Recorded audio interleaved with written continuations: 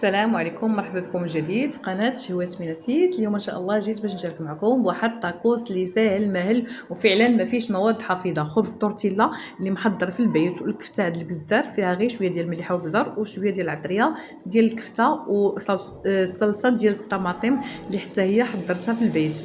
البصله خليوها غليظه بحال ما هكا، كتجي روعه وسط الكفته، كتطلق فيها ديك المويها ديالها باش الكفته كتبقى طريه. وهنايا ضفت صلصه الطماطم اللي كتعطيها التعليكه وكذلك اللون، وما طيبوهاش بزاف باش تخليوهاش خضره. صافي في هذه المقيله هذه حضرت بسرعه الكفته ديالي، وخديت خبز التورتيلا اللي مقسوم على بحال ما هكا غير من جهه وحده، وكل مثلث غنوضع فيه ما الاتي: واحد المثلث وضعت فيه الصلصه اللي محضره بالمايونيز وشويه ديال العطريه، ووضعت مربعات ديال فخوماج ساندويش وواحد القطعه من الخس والكفته اللي طيبت. صافي وطويت الطاكوس ديالي على هذا الشكل هذا اللي كيعجب الصغار والكبار.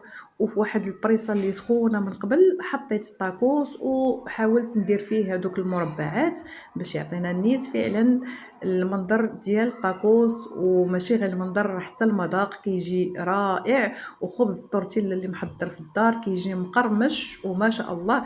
غادي نشارك معكم طريقه تحضير خبز التورتيلا في البيت وراه ساهل، وكذلك غنشارك معكم طريقه تحضير صلصه الطماطم بما انها رخيصه وبالصحه والراحه.